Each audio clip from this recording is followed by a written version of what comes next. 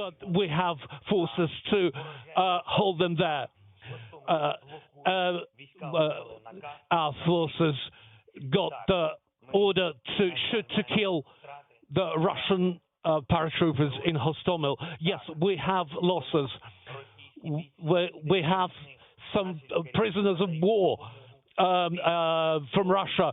Our doctors are helping the Russians who surrendered.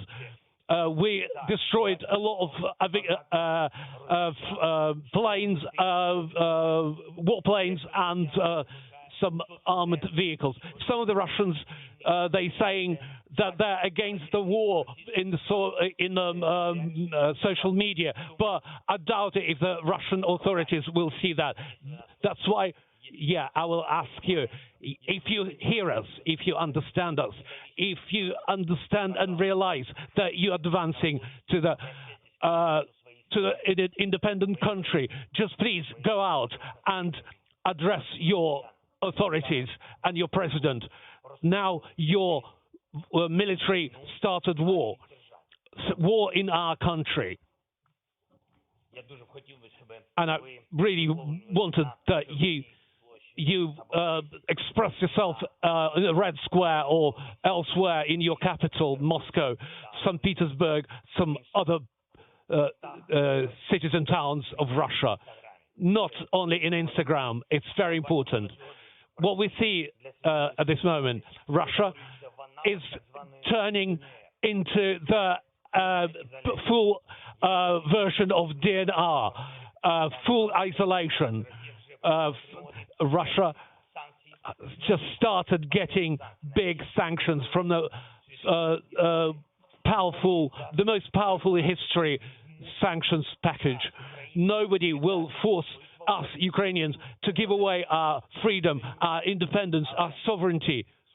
But it looks like the Russian leadership is trying to do it just by the way of destroying their own country.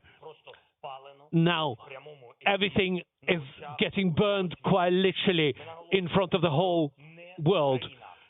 We emphasize it's not Ukraine who chose the path of war, but Ukraine calls to turn back to peace. What to do? Help our national defense. Join our territorial defense and armed forces. And if you have military experience, it will be very, very useful. And then we will defend our independent country.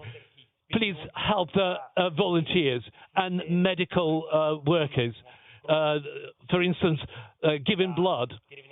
And politicians and the local leaders should be helped.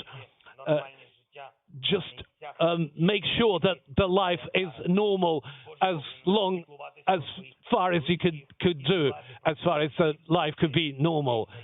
And you just take care of your neighbors, of your friends. And now to the journalists, defend the democracy and the freedom of Ukraine. I spoke today with the world leaders, with Great Britain, USA, Sweden, Germany, Poland, Austria, Romania, and many others. If you, dear European leaders, dear world leaders, leaders of the free world, if you won't help us today, if you didn't show your strength of help, war will be knocking at your door. Glory to Ukraine. Glory to the Ukraine armed forces.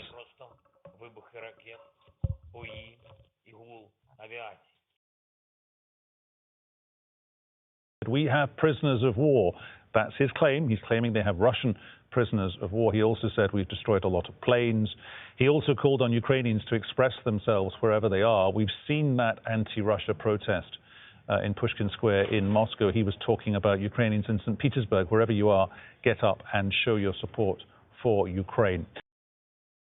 Early this morning, Russian troops invaded Ukraine, a free and sovereign country. And once again, in the center of Europe, Innocent women, men and children are dying of fear for their lives.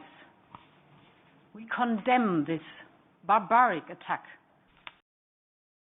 And British Prime Minister Boris Johnson said diplomatic niceties aside, describing Vladimir Putin as a dictator.